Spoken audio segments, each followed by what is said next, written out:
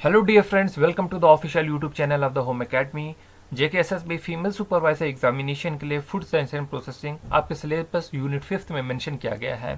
तो आज की वीडियो में हम इसे पढ़ेंगे और जो आगे आने वाली वीडियोस है जैसे कि आपका केमिकल एनालिसिस ऑफ फूड बहुत इंपॉर्टेंट टॉपिक है एग्जामिनेशन पॉइंट ऑफ व्यू से, उसे कवर करेंगे। फिर फूड एंड पर्सनल हाइजीन है।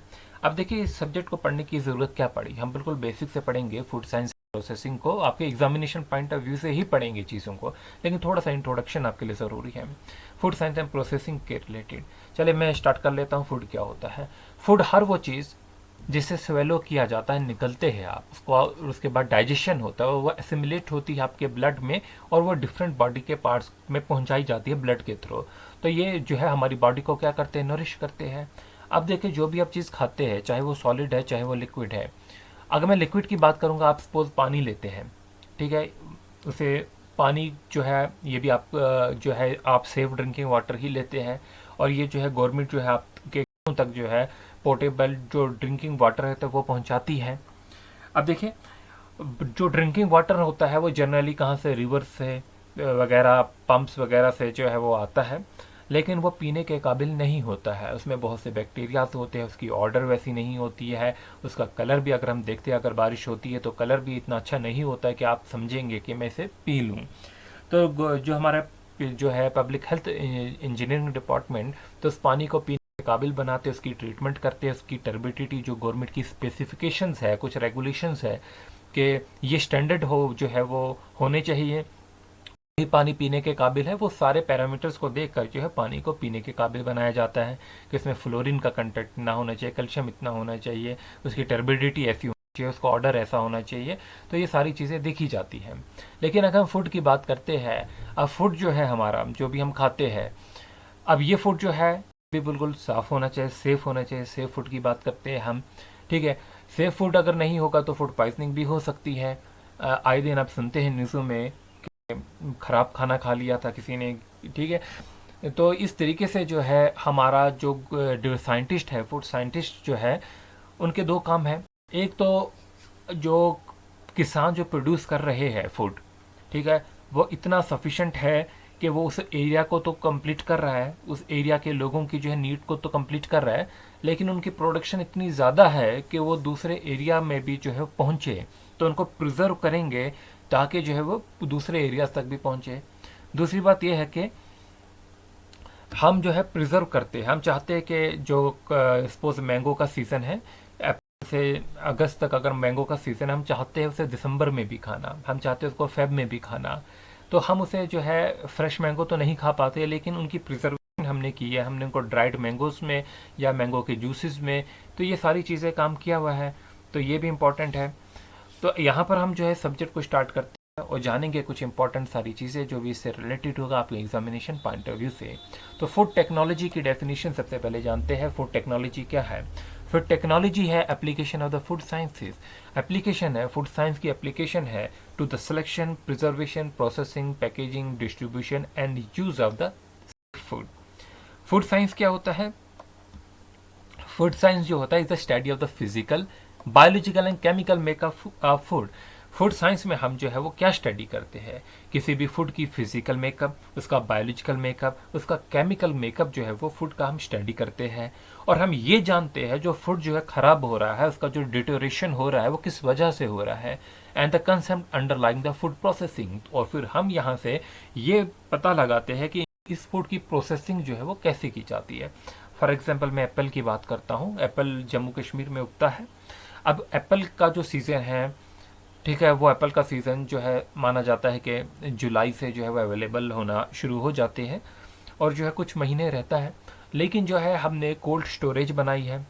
एप्पल की स्टडी को हमने स्टडी करने के बाद जो है साइंटिस्ट जो हमारे फूड साइंटिस्ट हैं, उन्होंने इसकी प्रोसेसिंग के लिए काम किया है कि एप्पल कैसे हम जो है जैम बना सकते हैं, स्क्वैश बना सकते हैं, जेलीज बना सकते हैं, उसके अलावा जूसेस बना सकते हैं और इनको कोल्ड स्टोरेज में रख के जो है लंबे समय तक जो है वो रख सकते हैं।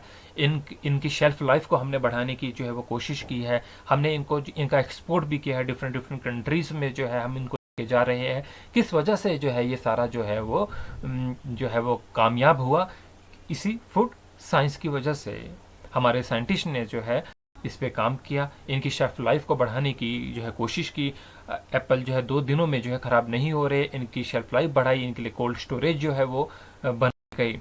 अब जो फूड साइंटिस्ट जो है वो क्या काम करते हैं, वो बेसिकली अपना साइंटिफिक जो भी नॉलेज है अपना, चाहे उसको वो एनालिटिकल केमिस्ट्री का है, इंजीनियरिंग का है, माइक्रोबायोलॉजी का है। अब माइक्रोबायोलॉजी इसमें बहुत इंपॉर्टेंट है, क्योंकि कोई भी फूड जो है वो डिटोरेट हो रहा है, स्पॉइल हो रहा है, वो इसी माइक्रो ऑर्गेनिज्म की वजह से हो रहा है।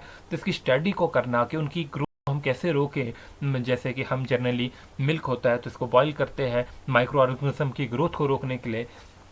ठीक है, तो हमने सारों की जो स्टडी, इनकी स्टडी की, इन पे जो है रिसर्च की गई, और हमने फाइनली जो है जो फूड को जो है वो इम्प्रूव किया, इनकी सेफ्टी, न्यूट्रिशन, ठीक है, ये सारी चीज़ें जो है हमने इम्प्रूव की। और अवेलेबिलिटी ऑफ द फूड जो है बहुत इंपॉर्टेंट है।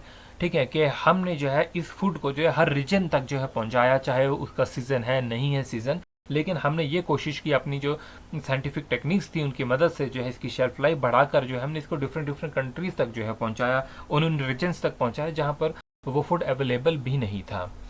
Depending upon this area of specialisation, जो फूड साइंटिस्ट है वो डेवलप करते रहते हैं वेज ऑफ प्रोसेस प्रिजर्व करने के, पैकेज करने के और फूड स्टोर करने के according to the industry and the government specification and regulation. तो जो गवर्नमेंट की स्पेसिफिकेशन है, रेगुलेशंस हैं, उनके मुताबिक जो है काम करते हैं, और जो है ये तरीके ढूंढते रहते हैं कि कैसे हम इनको प्रिजर्व करेंगे, कैसे हम इसको पैकेज करेंगे, और कैसे हम इनको लंबे समय तक जो है इनको स्टोर कर पाएंगे। उससे जो है किसानों की इनकम भी जो है वो डबल होती है।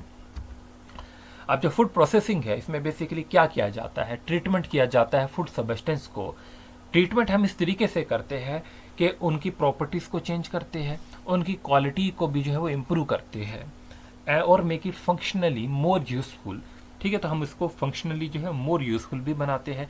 अब जैसे सिंपल एक मैंगो है, अब मैंगो से हमने इसका जैम भी बना दिया, हमने इसकी जेलीज भी बना दी, हमने कैंडीज भी बना दी, हमने मैंगो के जूसेस भी बना दिए, उनकी क्वालिटी को भी इम्प्रूव किया, किसानों की इनकम भी डबल हुई, उनका जो प्रोडक्शन है वो भी ज़ाया नहीं हुआ, जो भी वो प्रोड्यूस कर रहे हैं वो भी ज़ाया नहीं हुआ, और जो है डिफरेंट कंट्रीज तक भी उस प्रोडक्ट को जो है पहुंचा दिया, उनकी शेल्फ लाइफ भी बढ़ गई उनकी।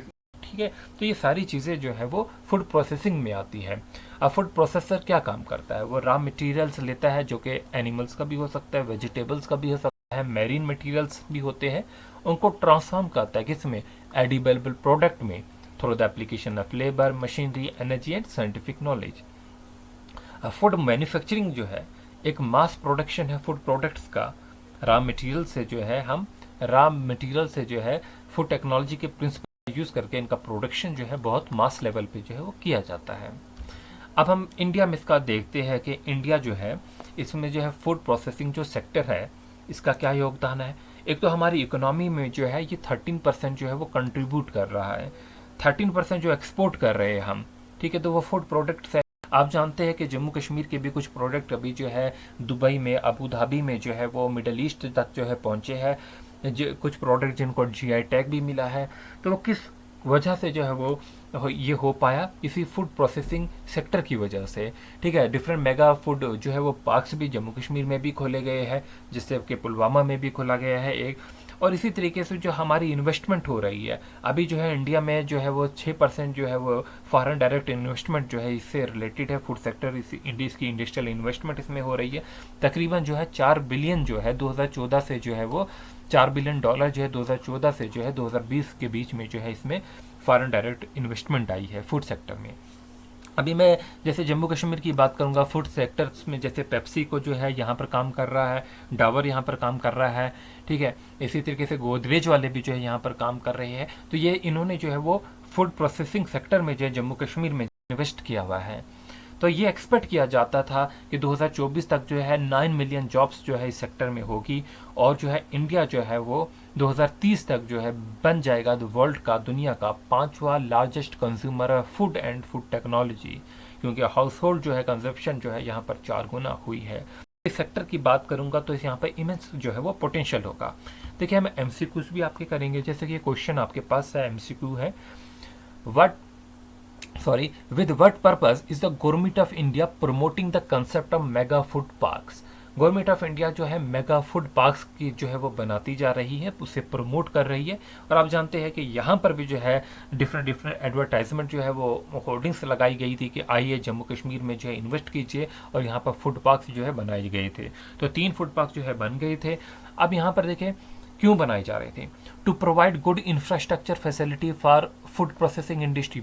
सही है कि इंफ्रास्ट्रक्चर अगर अच्छा होगा, फूड मेगा फूड पार्क्स बनेंगे तो ये इंडस्ट्री जो है वो ग्रो कर पाएगी। और हमारी जो फूड है, जो यहाँ पर क्या क्या हो है, यहाँ पर वालनट जो है वो रॉ मटेरियल अवेलेबल है, एप्पल का है, चेरी का है, ठीक है, सैफरान का है। तो इन इन ये जो हमारा रॉ मटेरियल है, इनकी प्रोसेसिंग कर पाए हमारे साइंटिस्ट जो है वो कर पाए, और इनको डिफरेंट डिफरेंट प्रोडक्ट्स में, डिफरेंट डिफरेंट एडिबल प्रोडक्ट्स में जो है कन्वर्ट कर पाए।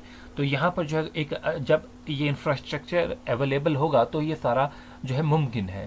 दूसरा जो है to increase and processing of perishable items and reduce the wastage. अब देखिए आपके पास जो है कुछ ऐसी आइटम्स होती है जैसे जो उनकी प्रोसेसिंग बहुत ज़रूरी होती है, वो आइटम बहुत जल्द ख़राब हो जाती है।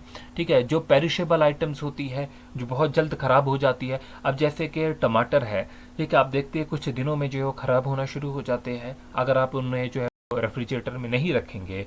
अब वो पेरिशेबल आइटम है, जल्दी ख़राब हो जाती है। और अब ये भी देखते हैं कि बहुत से किसान जो है जब उनकी प्रोड्यूस ज़्यादा होती है तो वो टमाटरों को फेंक शुरू कर देते हैं। अब देखिए यहाँ पर या बहुत कम दामों में जो है बेच देते हैं। लेकिन अगर उसी यहाँ पर हमारे यहाँ पर अवेलेबल होंगे फूड पार्क्स, तो हम उसी टमाटर को केचप में जो है कन्वर्ट कर पाएंगे, डिफरेंट डिफरेंट उनके प्रोडक्ट्स बना पाएंगे। ठीक है, तो ये कैसे मुमकिन है, जब हमारे पास ये सारा इंफ्रास्ट्रक्चर होगा। थर्ड हमारे पास है टू प्रोवाइड अमर्जिंग है eco friendly food processing technology to entrepreneurs. तो ऐसी कोई बात नहीं है, तो 1 और 2 ही आपका सही होगा। चलिए अब हम कुछ डेफिनेशंस देख लेते हैं, फिर हम अपने सब्जेक्ट को जो है, अपने जो हमारा टॉपिक है इसको आगे ले लेते हैं। पहला हमारे पास है फूड एडिटिव्स क्या होते हैं। फूड एडिटिव्स क्या होते हैं, देखिए फूड में कुछ ऐसे नॉन न्यूट्रिशन सब्सटेंसेस को भी ऐड किया जाता है जो कि हम इंटेंशनली करते हैं। ये तो पता है कि ये हमें कोई भी न्यूट्रिशन नहीं देंगे, लेकिन हम उन्हें स्मॉल क्वांटिटीज में ऐड करते हैं। किस वजह से, एक तो जो है हम उनका अपीयरेंस अच्छा करना चाहते हैं, दूसरा फ्लेवर उनका उससे अच्छा हो जाता है, टेक्सचर अच्छा हो जाता है, और स्टोरेज प्रॉपर्टीज जो है वो इम्प्रूव करने के लिए हम फूड एडिटिव्स को ऐड करते हैं। क्वेश्चन बिल्कुल आपको यहाँ से आ सकता है कि फूड एडिटिव्स क्या होते हैं। आपने ये याद रखना है कि वो नॉन न्यूट्रिटिव सब्सटेंसेस होते हैं जो हम इंटेंशनली ऐड करते हैं फूड में स्मॉल क्वांटिटीज में, उनका अपीयरेंस अच्छा करने के लिए, उनका फ्लेवर अच्छा करने के लिए, उनका टेक्सचर अच्छा करने के लिए। सेकंड टर्म हमारे पास है फर्मेंटेड फूड। फर्मेंटेड फूड क्या होते हैं, आपने अभी जो है रेस्पिरेशन भी पढ़ा था। अपने रेस्पिरेशन में एरोबिक रेस्पिरेशन पढ़ते हैं और एनारोबिक रेस्पिरेशन पढ़ते हैं। एनारोबिक में आप फर्मेंटेशन के बारे में भी पढ़ते हैं। तो फर्मेंटेशन, जो फर्मेंटेड फूड जो होते हैं, ठीक है, वो क्या होते हैं, बेसिकली हम जो है वो बैक्टीरिया इनका यूज़ करके जो है फूड प्रिपेयर करते हैं। ठीक है, अब देखिए फर्मेंटेड फूड जो होते हैं इस produce by the action of bacteria. किसकी मदद से, बैक्टीरिया की मदद से, और moulds which act on the carbohydrate and proteins present in foods. अब देखिए अब जो है ऑलरेडी जो है हमारे जो बैक्टीरिया और मोल्ड जो होते हैं ये कार्बोहाइड्रेट और प्रोटीन्स पे जो है वो एक्ट करते हैं और उनको हाइड्रोलाइज करते हैं टू सिंपलर प्रोडक्ट में। नेक्स्ट हमारे पास है फूड फोर्टिफिकेशन क्या होता है। फूड फोर्टिफिकेशन जो है is defined as a process whereby the nutrients जो होते हैं are added to foods in relatively small quantities to maintain or to improve the quality of the diet of a group of a community or a population। अब food fortification में क्या होता है, हम इसमें न्यूट्रिएंट सब्सटेंस को add करते हैं। स्मॉल क्वांटिटी के जो है वो चीज़ हम उसमें ऐड करते हैं जिसमें न्यूट्रिएंट्स हैं। ठीक है, इस फूड एडिटिव्स में नॉन न्यूट्रिटिव करते हैं और फूड फोर्टिफिकेशन में हम न्यूट्रिशन वाली जो है वो इसमें कोई भी जो है वो क्वांटिटी जो है वो ऐड करते हैं जो कि हमारी इम्प्रूव करती है डाइट को। ठीक है, और कुछ भी ग्रुप्स में जो है वो ऐड करते रहते हैं ताकि हमारी जो है डाइट जो है वो बेहतर हो। अब नॉन न्यूट्रिएंट्स जो होते हैं फूड के वो क्या होते हैं, पहली बात उनमें कोई भी जो है वो न्यूट्रिशनल जो है वो फंक्शन नहीं होते हैं। ये टॉक्सिन हो सकते हैं और कब बेनिफिशियल भी होते हैं। अगर हम फाइबर की बात करेंगे तो ये हमारे लिए बेनिफिशियल होते हैं। ऐसे in general non nutrient substance जो होते हैं ये टॉक्सिन भी हो सकते हैं। अब क्वेश्चन आ सकता है कि जो नॉन न्यूट्रिएंट सब्सटेंस होते हैं क्या ये हमारे लिए यूजफुल होते हैं या हमारे लिए टॉक्सिन होते हैं। तो आप कह सकते हैं ये हमारे लिए जो है वो टॉक्सिन भी होते हैं, लेकिन ये बेनिफिशियल भी होते हैं। जैसे कि फाइबर्स हैं, ये हमारी जो लिए जो है वो फ़ायदेमंद होता है, ठीक है। ये हमारे और कुछ ऐसे जो होते हैं जो हमारी जो है वो इम्प्रूव करते हैं पैलेटेबिलिटी और फार्मोलॉजिकल इंपॉर्टेंस। तो मतलब हमारा टेस्ट भी जो है वो भी इम्प्रूव करते हैं, खाने के काबिल चीज़ों को बनाते हैं। अब फूड सेफ्टी एंड रेगुलेशन की भी बात करते हैं, जो कि आप हेल्थ हाइजीन में पढ़ेंगे ही। Food safety and regulation is related to the food sanitation in public health and rules and regulation of governing it. तो फूड सेफ्टी, जैसे कि मैंने कहा कि वाटर की कुछ स्पेसिफिकेशंस है, गवर्नमेंट के कुछ स्टैंडर्ड्स है जिनको फॉलो करना होता है पीएचई डिपार्टमेंट को, जो भी आपको वाटर प्रोवाइड कर रहा है। अब फूड सेफ्टी एंड रेगुलेशंस भी जो है ये फूड सैनिटेशन से रिलेटेड है इन public health and rules and जो भी इसे प्रोड्यूस कर रहा है उसको भी गवर्नमेंट के जो है वो रेगुलेशंस को मानना होगा। फिर एंटीऑक्सीडेंट्स जो होते हैं ये भी हम अपने फूड में जो है वो ऐड करते हैं। अब एंटीऑक्सीडेंट जो भी हमारे फूड जो है कुछ ऐसे नेचुरली जो है पॉइजनस फूड भी होते हैं, ठीक है। तो हम जो है इन एंटीऑक्सीडेंट को जो है ये भी ऐड करते हैं। ये हमारे जो है फूड को प्रोटेक्ट करता है from that protect the biological system against the potentially harmful effect of processes reaction that causes the excessive oxidation. तो इससे जो है ऑक्सीडेशन से जो है रोकता है ज़्यादा उसके जो हार्मफुल इफेक्ट से। देखिए after production and before conception, जब जो है किसान प्रोड्यूस कर देता है फूड, उसके बाद और बिफोर कंसेप्शन और हमारे खाने से पहले, food are subject to numerous physical, chemical, microbial और पैरासिटिक फैक्टर। फूड जो है अगर आप जो किसान ने प्रोड्यूस किया, फार्म से आप लेके आए, ठीक है, आप जो है वो फार्म से जो फूड को लेके आए और ये अपने घर में जो है वो लेके आ गए। अब इस दौरान जो है और आप यहाँ पर जाके जो है उस खाने को खा रहे हो, ठीक है।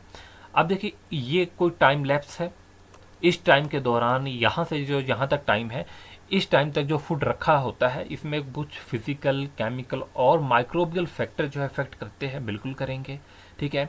फूड जो है ख़राब भी हो सकता है। आप अगर चावल घर में रखते हैं, यहाँ पर जो है प्रोड्यूस हुआ और आप यहाँ पर जाके घर में इतनी देर तक रखे हैं, तो आप देखेंगे कि उनमें भी जो है कीड़े पड़ना शुरू हो जाते हैं। उनकी जो शेल्फ लाइफ होती है एक लिमिटेड होती है, उसके बाद जो है फूड जो है ख़राब होने लगता है। आप दालें ला के रखते हैं, आप देखते हैं बाद में उनमें भी जो है सुराख होने लगते हैं।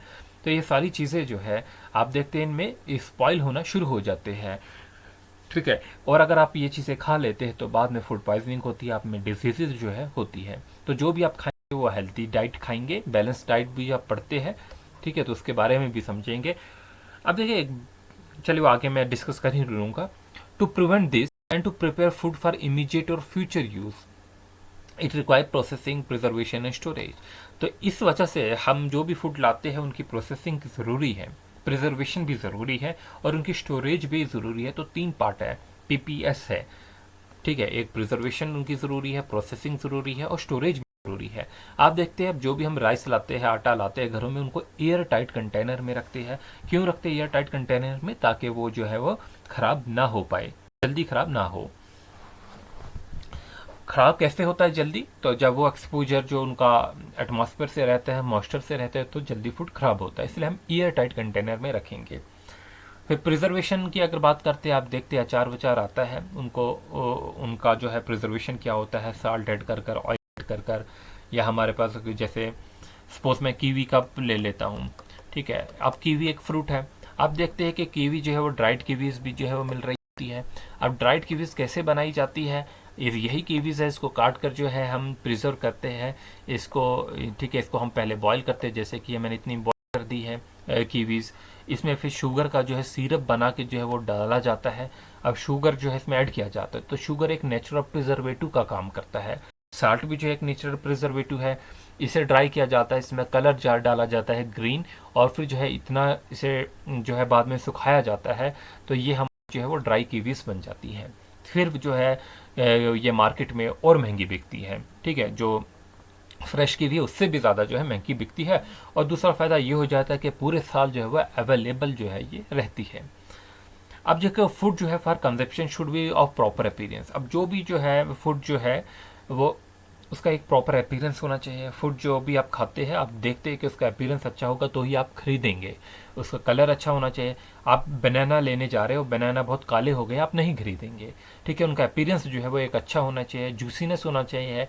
आप जो है सपोज नारियल पानी लेने जा रहे हैं तो आप देखेंगे कि उसमें जूस है नहीं है, या कोई भी ऑरेंज ले रहे हैं आप, ऑरेंज में आप देखेंगे कि अगर वो जूसी है तो ही मैं खरीदूंगा। ठीक है, उनका टेक्सचर अच्छा होना चाहिए, ऑर्डर अच्छी होनी चाहिए, उसमें से स्मेल नहीं आनी चाहिए। ठीक है, जो अभी आप वेजिटेबल ला रहे हैं उसमें से स्मेल नहीं आनी चाहिए। ठीक है, टेस्ट उनका अच्छा होना चाहिए तो ही आप जो है दोबारा वो चीज़ को खरीदेंगे। तो फूड इज़ एसेंशियल है ग्रोथ के लिए, हमारी मेंटेनेंस के लिए, रिपेयर के लिए, रिप्रोडक्शन के लिए। ये हमको प्रोटेक्शन देता है बहुत सी डिजीजेस से। और देखिए जो भी है, आप बैलेंस डाइट लेंगे तो आपको डिजीजेस नहीं होगी, आप अच्छा खाएंगे आपको बीमारियां नहीं होगी। लेकिन अगर आप जो है खाना अच्छा नहीं खाएंगे, आप पानी अच्छा नहीं पियेंगे तो डिफरेंट वाटर बॉर्न डिसीजेज हो जाएगी। फूड अच्छा नहीं खाएंगे तो डिफरेंट डिसीजेज हो जाएगी। ठीक है, तो जो भी हम खाते हैं उसका असर हमारी बॉडी पे होता है, तो अच्छा खाएंगे तो अच्छी ही सेहत रहेगी। तो आगे आपने हेल्थ हाइजीन पढ़ना ही है।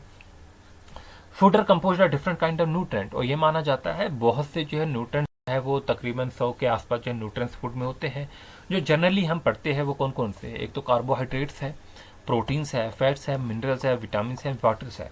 अब देखिए ये जो टॉपिक है आपका केमिकल एनालिसिस, जब मैं फूड पढ़ाऊंगा ये तो आप डिटेल में पढ़ेंगे, कार्बोहाइड्रेट्स को पढ़ेंगे, प्रोटीन्स को पढ़ेंगे, फैट्स को पढ़ेंगे, मिनरल्स को पढ़ेंगे, और यहाँ से क्वेश्चन आपके डेफिनेटली जो है पूछे जाने हैं एग्जामिनेशन में।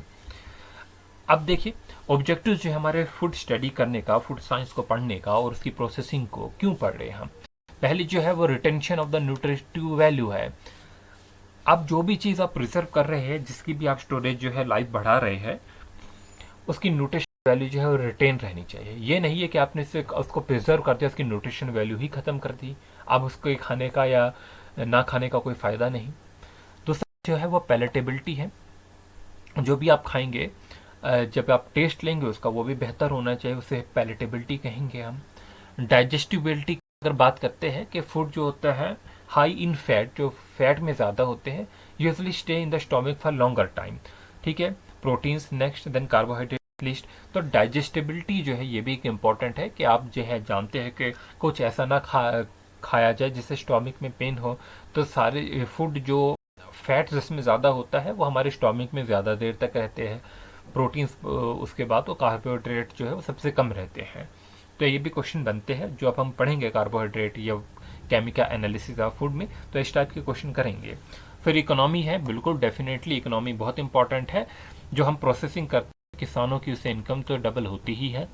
ठीक है, कंट्री जो है वो एक्सपोर्ट करती है, जैसे कि मैंने देखा इंडिया जो 13% एक्सपोर्ट कर रहा है, और वहाँ से जो है हमें डॉलर मिल रहे हैं, तो हमारा फॉरेक्स रिजर्व भी बढ़ रहा है।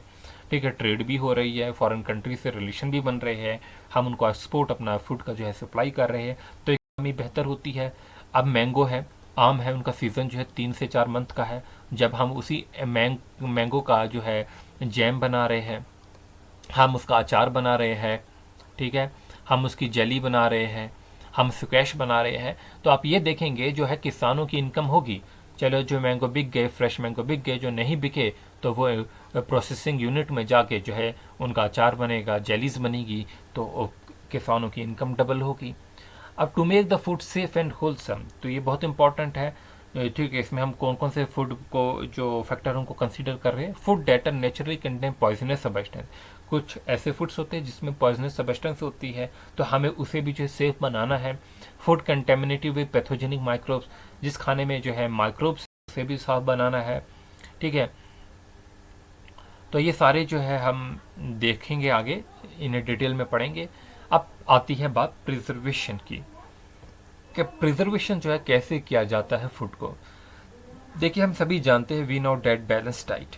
बैलेंस डाइट में हम जो है सपोज आपके पास एक चार्ट है, ये चार्ट आपके पास है बैलेंस डाइट का, आप इसके मुताबिक जो है रोज़ खाना खा रहे हैं। लेकिन इसमें से कुछ ऐसे प्रोडक्ट, सपोज ये 3 प्रोडक्ट ऐसे हैं, इनका सीज़न चला गया, ये अब मिलेंगे नहीं आपको। ठीक है, ये आपके लिए अवेलेबल नहीं होंगे क्योंकि सीज़न चेंज हो गया है। ठीक है, अब क्या होगा, जो प्रिजर्वेशन ऑफ फूड है इसकी ज़रूरत पड़ती है कि ये 3 प्रोडक्ट को भी हम प्रिजर्व करके रखें, ताकि ये 3 भी जो है हमारी बैलेंस डाइट का पार्ट रहे। तो एक मैंगो की एग्जांपल दे दी है यहाँ पर कि we all wish to enjoy the fresh mangoes throughout the year. क्या ये पॉसिबल है? ये पॉसिबल नहीं है। हम फ्रेश मैंगो तो नहीं ले सकते, लेकिन प्रिजर्व मैंगो हमको मिल सकते हैं in the form of pickle, चटनी की फॉर्म में, जूस की फॉर्म में, सुकैश की फॉर्म में, जैम की फॉर्म में, और हम इसको पूरे साल जो एंजॉय कर पाएंगे। Therefore, the preservation of food is very important to improve the nutritional content and have variety in the diet. एक तो प्रिजर्वेशन तो होगी, उसकी न्यूट्रिशन वैल्यू भी जो है मेंटेन रखी जाती है, लेकिन जो हमें एक वैरायटी जो है वो भी मिलती है। अब एक मैंगो से जो हमने इतनी चीज़ें जो है वो बना ली, तो एक वैरायटी भी जो है वो मिलती है।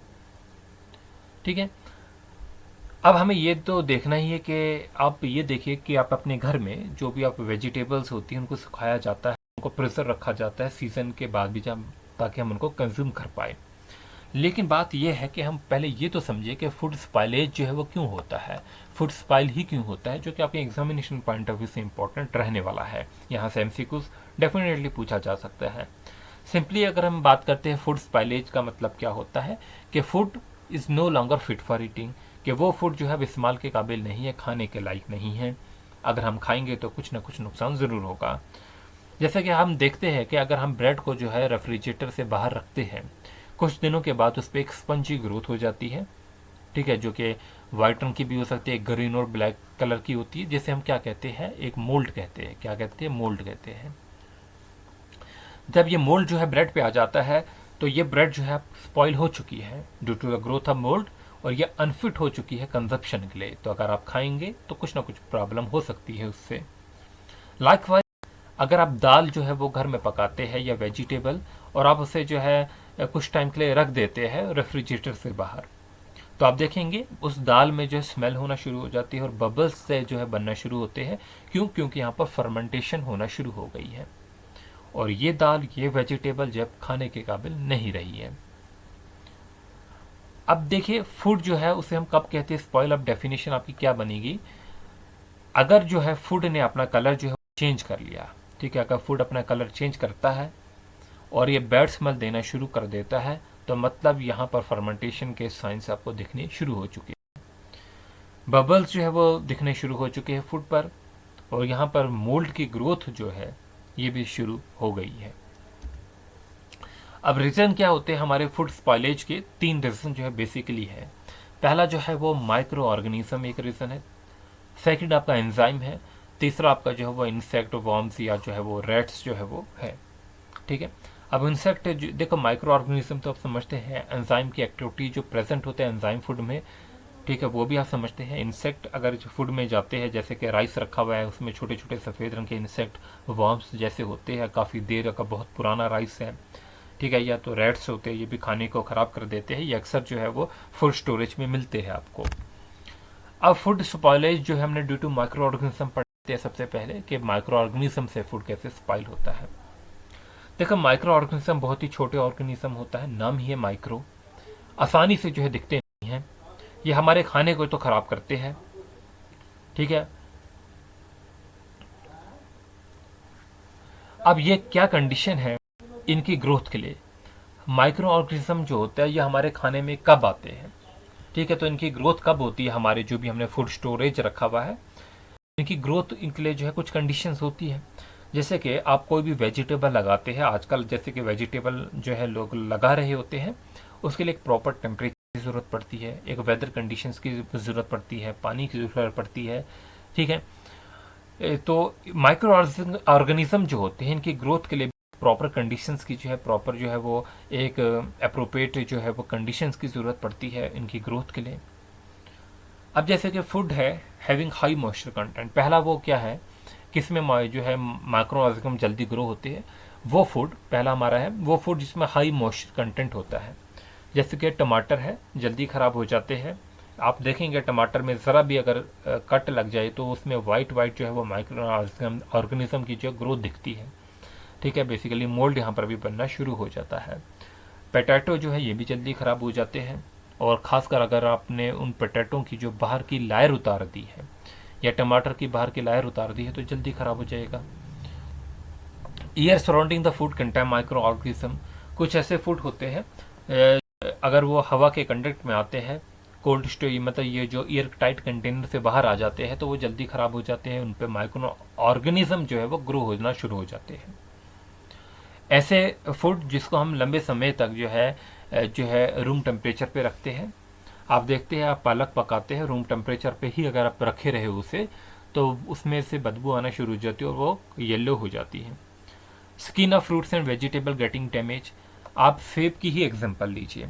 आपने सेब लाया है, सेब रखा हुआ है रूम में, ठीक है, उस पर उसकी स्किन है, मतलब आपने उसे छीला नहीं है, तो वो जो है ठीक रहेगा कुछ टाइम तक। लेकिन अगर आप उसकी स्किन को डैमेज कर देते हैं, एप्पल की स्किन को डैमेज कर देते हैं, तो आप देखेंगे कि वो जल्दी से पीला होना शुरू हो जाएगा। सिमिलर केस है, बनाना लाएंगे आप, बनाना की जो है वो छिलका उतार देंगे तो वो डैमेज हो जाएगा जल्दी से, जो है वो माइक्रो ऑर्गेनिज्म पे जो है वो उसमें ग्रोथ होना शुरू हो जाएगी। तो ये फूड्स में जनरली ऐसा होता है। सेकंड हमारे पास है जो प्रेजेंस ऑफ एंजाइम्स होती है। अब एंजाइम्स क्या होती है, देखिए, एक तो ये सभी प्लांट्स और एनिमल्स में होती है। एंजाइम्स जो होते हैं वो केमिकल सब्सटेंस होते हैं found in plants and animals. लेकिन क्वेश्चन ये है, क्या एंजाइम जो है हमारे लिए हार्मफुल होते हैं हमारे फूड के लिए? नो, ऐसी बात नहीं है। एंजाइम्स जो है इनका एक्शन जो है ज़रूरी होता है। यही जो एंजाइम्स होते हैं हमारे फ्रूट्स को जो है पकाते हैं और वेजिटेबल्स को। एंजाइम जो होते हैं इसमें हेल्प करते हैं राइपनिंग ऑफ फ्रूट्स में एंड वेजिटेबल्स में। देखिए, आप रा मैंगोज जो है वो लाते हैं, रा मैंगोज, उसमें एंजाइम जो ऐड करता है तो आपके लिए जो है एडिबल मैंगो बन जाता है, खाने के काबिल अब बन जाता है। कच्चा तो आप खाएंगे नहीं, ठीक है, कुछ टाइम के बाद जो है एडिबल मैंगो बन जाएगा। लेकिन अगर इस पे एंजाइम की एक्टिविटी जो है अभी भी जो है वो रही, तो आप देखेंगे अब जो है वो इतना सॉफ्ट हो जाता है, इतना सॉफ्ट हो जाता है, उस मैंगो पे ब्लैक स्पॉट्स भी जो है आना शुरू हो जाते हैं और बैड स्मेल भी आना शुरू हो जाती है। तो अब ये जो मैंगो है इस पे एंजाइम की एक्टिविटी ज़्यादा हो चुकी है, तो इसका एंजाइम का एक्शन जो है वो कंटिन्यू नहीं रहना चाहिए। एडिबल तक तो ठीक है, लेकिन इसके बाद अगर हम इसका एंजाइम का एक्शन को रोक दे तो हम इसको प्रिजर्व कर पाएंगे। लेकिन अगर इसके बाद हम नहीं रोक पाए तो ये फिर से खराब हो जाएगा। तो क्या इस बात को आप समझ गए? ठीक है, कि एंजाइम का एक्शन जो होता है वो एक कंटिन्यूड नहीं रहना चाहिए, ठीक है। और जब भी आप कोई भी जो है कट लगता है किसी भी फ्रूट में, किसी भी फ्रूट की स्किन डैमेज होती है, तो उस पर एंजाइम का एक्शन शुरू हो जाता है। नेक्स्ट हमारे पास इंसेक्ट्स है, वर्म्स है, रैट्स है। क्या आपने नोटिस किया होगा, स्मॉल ब्राउनिश ब्लैक इंसेक्ट्स जो होते हैं और वाइट रंग के रोवर्स जो होते हैं वो राइस और दाल में प्रेजेंट होते हैं। ये इंसेक्ट जो होते हैं वो ईट करते रहते हैं इन फ्रूट ग्रेन्स को। They make small holes in the grain and at the times of convert the grain to a fine powder. तो एक टाइम ऐसा भी आता है इन ग्रेन्स को, जो दालें आपने लाई हुई है या चावल लाई हुई है, उनको फाइन पाउडर तक में जो है कन्वर्ट कर देते हैं। अब ये जो ग्रेन्स होते हैं ये अनफिट होते हैं ह्यूमन कंजप्शन के लिए। और आपने ये भी देखा होगा कुछ रैट्स जो होते हैं वो भी डैमेज करते हैं फूड को। तो ये मेन काज होते हैं किसके? फूड स्पॉइलेज के। क्या क्या? एक तो आपने देखा माइक्रो ऑर्गेनिज्म, आपने देखा एंजाइम का कंटिन्यूड एक्शन, और इंसेक्ट्स को देखे, वर्म्स देखे और रैट्स देख लिए। अब आती है बात फूड स्टोरेज की। अब हम क्या चाहते हैं, जो फूड स्टोरेज, पहले तो ये समझिए फूड की शेल्फ लाइफ जो हम बढ़ाना चाहते हैं। आप ये देखते हैं कि एप्पल यहाँ पर प्रोड्यूस होता है और कोल्ड स्टोरेज में जो है वो एप्पल्स को रखा जाता है और उसको जो है अभी तक के सीज़न तक जो है वो अवेलेबल करवाया जाता है। अब देखिए, आप जो अक्टूबर में एप्पल खाते हैं उनकी कॉस्ट कितनी कम होती है, और आज अगर आप देखेंगे 150 रुपीज़ के जी मिलेगा और तब 30 रुपीज़ तक के जी मिलता है। तो वो कोल्ड स्टोरेज से मुमकिन हुआ। तो जो फार्मर जो है उनकी इनकम तो बढ़ी इन कोल्ड स्टोरेज की वजह से, क्योंकि वो अपनी जो है प्रोड्यूस को जो है हायर प्राइसेस पे बेच पा रहे हैं। अब फूड स्टोरेज जो होता है उसका सिंपली क्या मीनिंग होता है? Keeping the food in a special place, खाने को जो एक स्पेशल प्लेस पे जो है रखना, until it is needed for consumption. For example, you by cookies और स्नैक्स आप जो है खरीदते हैं, आप उन्हें एक एयर टाइट कंटेनर में रखते हैं और जब तक आपको ज़रूरत नहीं होती तब तक उसे खोलते नहीं हैं। आप दूध खरीदते हैं, यू बाई मिल्क, और उसको बॉईल करके रखते हैं to store in a cool place. You buy pulses, rice, wheat flour, store them in a air tight container. ये सारा कुछ हम क्यों करते हैं? बिकॉज हम जानते हैं जो हमारा फूड है वो फ्रेश रहे, ठीक है, हम उसको प्रोटेक्ट करना चाहते हैं, हम उसको स्पाइल नहीं होना देना चाहते हैं। अब हम जो है फूड स्टोर करते हैं, ऐसा नहीं है कि हम पूरा शॉप जो है वो घर लेके आए, नहीं, हम अपनी रिक्वायरमेंट के हिसाब से जो है वो चीज़ें ला के रखते हैं, अपनी ज़रूरियात के हिसाब से ला के रखते हैं, और उतनी ही लाते हैं जितनी हमारे घर में उसकी शेल्फ लाइफ जो है मेंटेन हो पाए। तो शेल्फ लाइफ अब क्या होता है? The time for which the food can be kept fresh is called the shelf life. वो लाइफ, वो वक्त, वो टाइम जब तक फूड जो है वो फ्रेश रहे हमारे घर में, हमारे शेल्फ पर, उसे हम शेल्फ लाइफ कहते हैं। It is also known as the stability of the food during storage. अब फूड आइटम्स जो होते हैं इसकी बेसिस पे क्लासीफाई किए गए हैं। एक हमारे पास पेरिशेबल फूड होते हैं, नॉन पेरिशेबल फूड होते हैं और सेमी पेरिशेबल फूड होते हैं। इनसे भी एमसीक्यूज जो है वो आ सकता है कि नॉन पेरिशेबल फूड क्या होते हैं। नॉन पेरिशेबल फूड जो होते हैं जैसे कि होल ग्रेन है, सीरियल्स है, पल्सेस है, नट्स एंड ऑयल सीड्स होते हैं, शुगर्स होते हैं एंड जैगरीज हैं, जो जल्दी खराब ना हो, इसे हम सिंपली कहते हैं नॉन पेरिशेबल फूड। तो नॉन पेरिशेबल फूड जल्दी खराब नहीं होने वाले होते हैं। सेमी पेरिशेबल फूड जो होते हैं सीरियल्स होते हैं, पल्सेस प्रोडक्ट्स होते हैं, मैदा है, सूजी है, अंडे है, आलू है, ओनियंस है, बिस्किट्स हैं, केक्स हैं। तो ये जो है नॉन पेरिशेबल से थोड़ा पहले ख़राब हो जाते हैं। और पेरिशेबल फूड जो होते हैं, वेजिटेबल्स आती है, बीन्स आते हैं, टमाटोज होते हैं, एप्पल्स, बनाना, ब्रेड, बटर, क्रीम, जो बहुत जल्द ख़राब हो जाते हैं। अब देखो कुछ एमसीक्यूज है आपके लिए। Food spoilage is due to, food spoil जो है किसकी वजह से होता है? क्या माइक्रो ऑर्गेनिज्म की वजह से होता है? बिल्कुल होता है। एंजाइम्स की वजह से होता है। Micro organism and excess production, excess production तो हमने नहीं पढ़ा, हमने तो 3 ही रीजन पढ़े। एंजाइम एंड एक्सेस प्रोडक्शन नहीं, तो क्या होगा आपका आंसर? पहला होगा। क्वेश्चन नंबर सेकंड है, non perishable food items are those which. अब नॉन पेरिशेबल आइटम्स जो होती है खराब तो होती है लेकिन ये लंबे समय तक रह पाती है। डू नॉट स्पाइल एट ऑल, तो ऐसी बात नहीं है, एक टाइम में तो जो है स्टॉप जो है स्पाइल हो ही जाती है। टेक लॉन्ग टाइम टू स्पाइल, तो जो होगा वो सही होगा। स्पाइल इजिली नहीं होगा, तो ये पेरिशेबल होंगे। Preservation of food means, preservation से आप क्या समझते हैं? टू कीप फूड सेफ, फूड को सेफ रखना, क्या ये प्रिजर्वेशन है? To retain the quality of food, to prevent decomposition, तो डिकम्पोजिशन को रोकना ये भी है। To keep the food safe, फूड को सेफ रखना, सेव करके रखना, प्रिजर्व करके रखना। To retain the quality of the food भी, तो ऑल ऑफ दिस जो होगा वो सही होगा। Shelf life of a food is related to, तो फ्रेशनेस ऑफ द फूड से रिलेटेड है, क्वालिटी ऑफ द फूड से रिलेटेड है, डिकम्पोजिशन ऑफ फूड से रिलेटेड है, और टाइम लिमिट से। तो टाइम लिमिट है for which the food can be used, उसे हम शेल्फ लाइफ कहते हैं। The main reason for preserving the food is to, जो मेन रीजन है फूड को प्रिजर्व करने का वो क्या है? Improve its colour and taste, अरे नहीं। Increase its shelf life, make costly food available, तो इन देखो इंक्रीज इट्स शेल्फ लाइफ तो होगा। प्रिजर्व जो हम फूड को रखते हैं इसी वजह से रखते हैं कि वो उसकी शेल्फ लाइफ बढ़े। मेक कॉस्टली फूड अवेलेबल, ठीक है, तो ऐसा भी किसी के माइंड में हो सकता है। चेंजेस टेक्सचर नहीं। अब हम बात करने वाले फूड प्रिजर्वेशन की। A process by which the food items are prevented from getting spoiled for a short or long period of time, उसे हम फूड प्रिजर्वेशन कहते हैं। अब फूड प्रिजर्वेशन में जो कलर है वो मेंटेन रहना चाहिए, फूड का टेस्ट मेंटेन रहना चाहिए, न्यूट्रिशन वैल्यू जो है उसकी मेंटेन रहनी चाहिए, ठीक है, ये सारी चीज़ें जो है लंबे समय के लिए मेंटेन रहनी चाहिए। कुछ ऐसे फूड होते हैं जो जल्दी स्पॉइल हो जाते हैं। बेसिकली जो हमें colour, taste and nutrition value को जो है फूड की जो है वो प्रिजर्व करना पड़ता है। अब देखो प्रिजर्वेशन इम्प्लाइज जो है प्रिजर्वेशन ऑफ डिके और स्पाइलेज ऑफ फूड इधर बाय अवॉइडिंग द कंटेमिनेशन और inhibiting the enzymatic and chemical reaction और चेंजेस। अब प्रिजर्वेशन जो है हम कैसे करते हैं?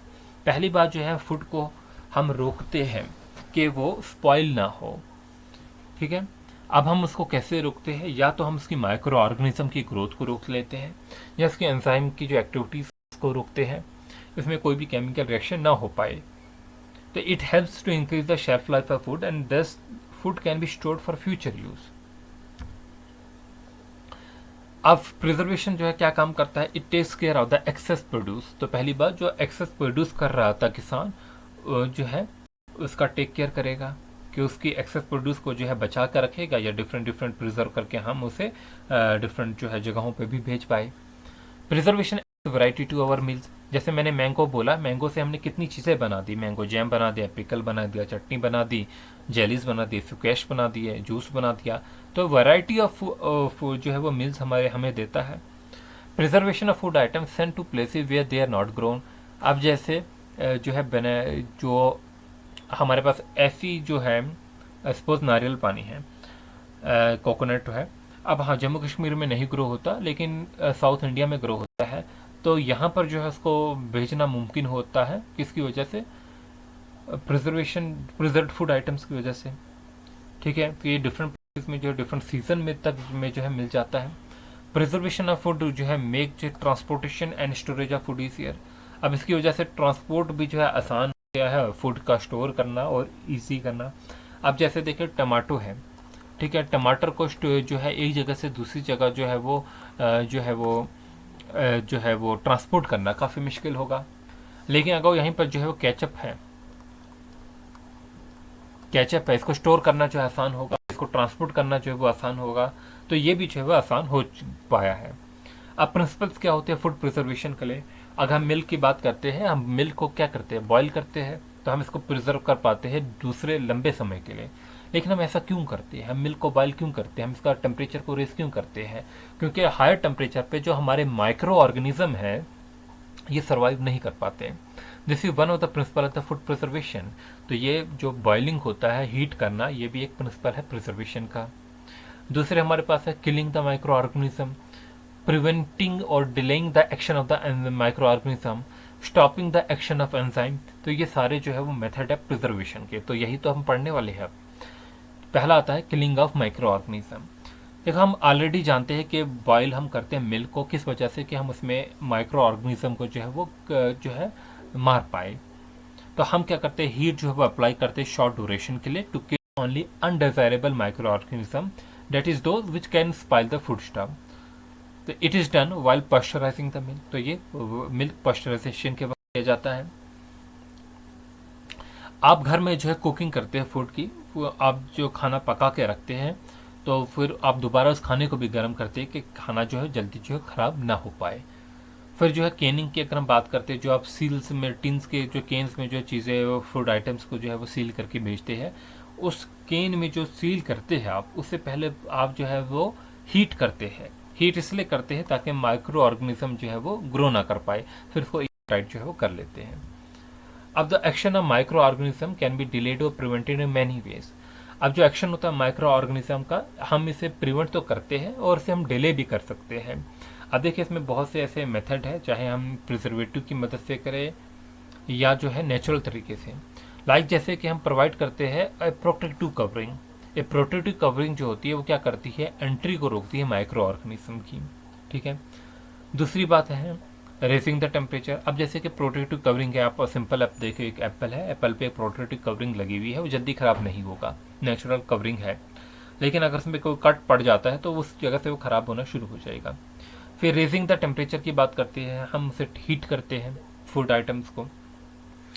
दूसरा जो है लोअरिंग द टेम्परेचर भी है। फ्रोजन फूड्स आपके पास आते हैं, can be kept for a longer period than fresh food. आप सपोज आप मेरीन देखते हैं, जैसे कि मेरीन एनिमल्स है, फिशेज वगैरह आती है, तो वो फ्रोजन करके आती है आपके एरिया तक, ठीक है, ताकि वो लंबे समय तक जो है फ्रेश रह पाए।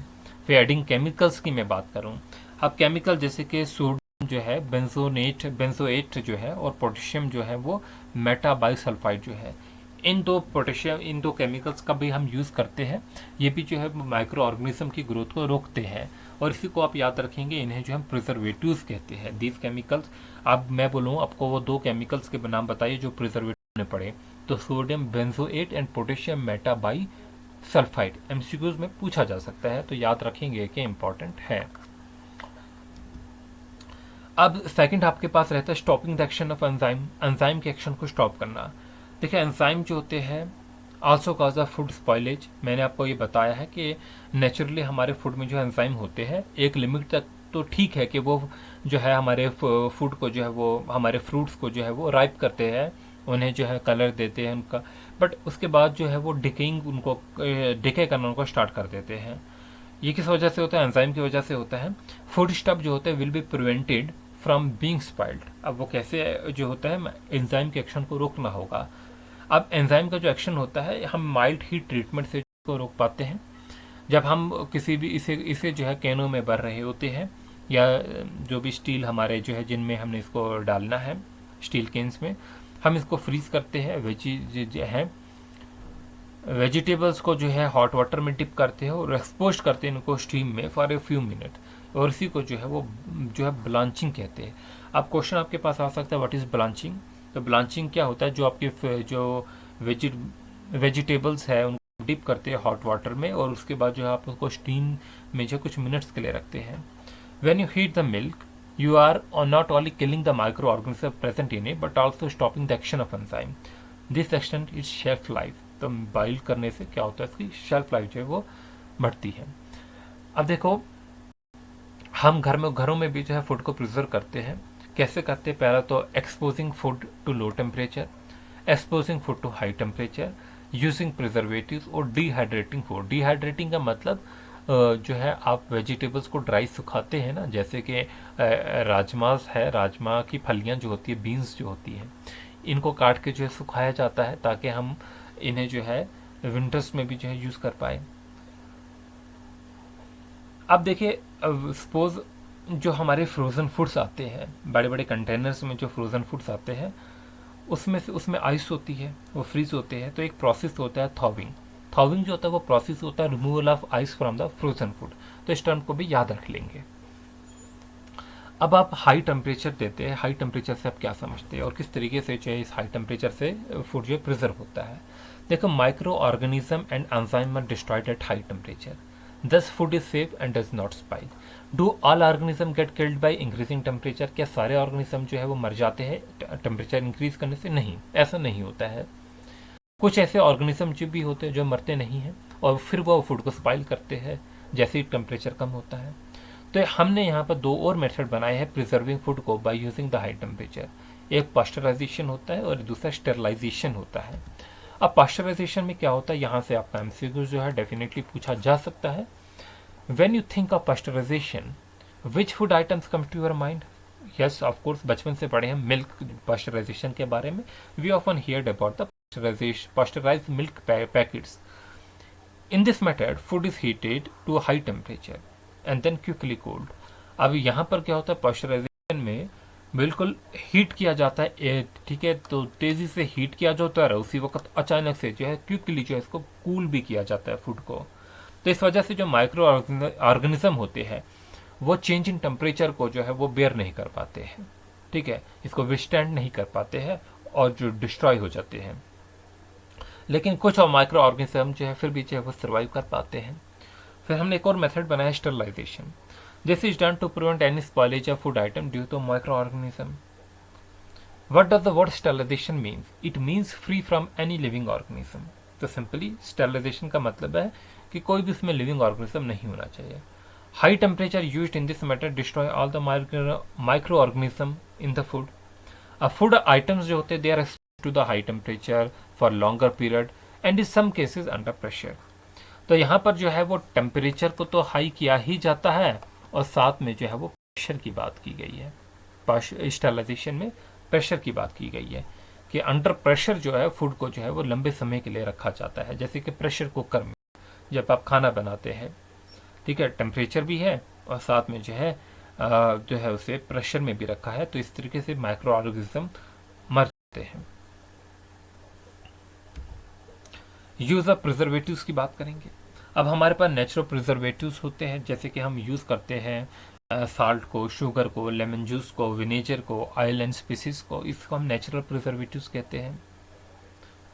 कुछ ऐसे केमिकल्स भी है, जैसे कि अभी हमने दो केमिकल्स के बारे में पढ़ा। तो ये क्या मदद करते हैं, हमारी शेल्फ लाइफ को जो है फूड प्रोडक्ट्स की बढ़ाने की मदद करते हैं। देखिए, हर वो substance that is added to food to make it last for long period, उसे हम प्रिजर्वेटिव कहते हैं। You have learn that increasing the concentration of salt, sugar और acid in a food prevent food its spoilage को जो है वो रोकता है।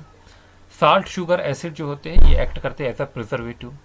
अब नए प्रिजर्वेटिव में हमारे पास पहले साल्ट आता है। अब साल्ट जो है वो कैसे प्रिजर्वेटिव का काम करता है, देखिए जब हम इंक्रीज करते हैं quantity of salt in the food, ये उसकी कंपोजिशन को चेंज कर देता है। साल्ट क्या काम करता है इन द फूड, जो है साल्ट की वजह से ऑस्मोसिस होती है, एज अ रिजल्ट जो होता है water comes out of the food. ठीक है, तो वाटर जो है वो निकलना शुरू होते हैं फूड से। अब देखिए जैसे करेला है, करेले को जो प्रिजर्व किया जाता है, आप करेला है आप कटिंग करेंगे, छोटे छोटे पीसेस में करेले को काटेंगे, आप उसमें जो है वो साल्ट को ऐड करेंगे।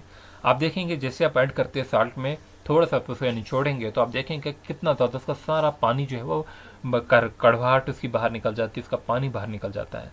ठीक है, वो तो एक तरीका है कि उसका पानी बाहर निकालने का, उसका कड़वापन बाहर निकालने का, लेकिन जो है वो उसे प्रिजर्व भी उस तरीके से किया जाता है। तो सिंपली जो साल्ट का मेरे का कहने का मतलब ये था कि इससे जो है उसे ऑस्मोसिस की वजह से जो है वो उसका पानी जो है वो बाहर निकल जाता है किसी भी फूड में से। तो जब यहाँ पर जो है पानी कम हो, क्योंकि मैंने आपको पढ़ाया था मॉइस्चर कंटेंट जो है वो उससे माइक्रो ऑर्गेनिज्म ग्रो होते हैं, तो micro organism are not able to grow, और जो फूड जो होता है वो सेफ हो जाता है। तो salt also reduces the activity of the enzyme, thus preventing food from getting spoiled. तो salt is used as a preservative कहाँ कहाँ, पिकल में, चार में डाला जाता है, चटनी में, सॉस में, कैंड फूड में, मछलियाँ जो आती है उस पर भी जो है साल्ट को रब किया जाता है ताकि वो प्रिजर्व हो लंबे समय तक। अब शुगर है, शुगर भी जो है वो प्रिजर्वेटिव का काम करता है। जैसे साल्ट है वैसे ही शुगर की अगर हम प्रोपोर्शन ऑफ शुगर जो है ये भी अगर बढ़ा दें हम किसी फूड में, तो वो फूड भी जो है वो जो है ख़राब नहीं होगा। अब क्यों नहीं ऐसा होता है, जो शुगर होता है वो वाटर में डिज़ोल्व हो जाता है फूड आइटम में, तो इस वजह से जो है वो शुगर उसके साथ डिज़ोल्व हो गया, तो माइक्रो ऑर्गेनिज्म को कम पानी अब मिलेगा, क्योंकि वो अवेलेबल जो पानी था वो शुगर ले दिया, उसके साथ डिज़ोल्व हो गया, तो फूड जो होता है वो इस तरीके से भी सेफ बन जाता है। तो जनरली जैम्स में, जेलीज में, मुरब्बास में, सुकेशिस में जो है वो शुगर को जो है ऐड किया जाता है। ये टेस्ट तो ऐड करती ही है बल्कि ऐसा प्रिजर्वेटिव का भी काम करती है। फिर एसिड्स होते हैं, ठीक है, तो एसिड्स को भी ऐड किया जाता है, जैसे कि लेमन जूस है, विनेगर है, सिट्रिक एसिड है। आप जो टमाटर केचप बनाते हैं उसमें विनेगर का जो है वो यूज़ किया जाता है, तो विनेगर जो है is use to preserve onions, tomato ketchup, lemon juice is used in pickles, citric acid is used in squashes, तो इन्हें भी जो है वो यूज़ किया जाता है।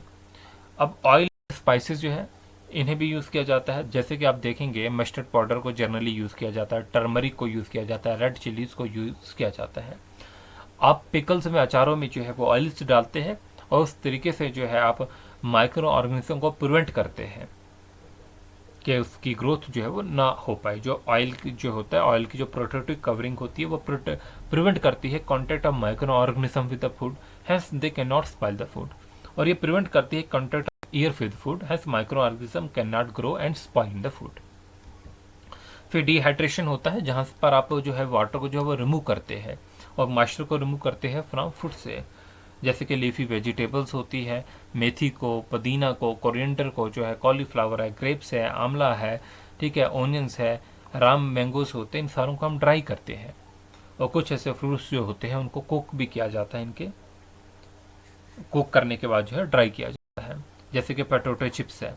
अब पोटैटो चिप्स जो है वो पहले कुक किए जाते हैं, उसके बाद जो है ड्राई किए जाते हैं। पापड़ वगैरह है, बनाना के चिप्स है, ठीक है, तो ये डिहाइड्रेशन की वजह से जो है वो प्रिजर्व होते हैं।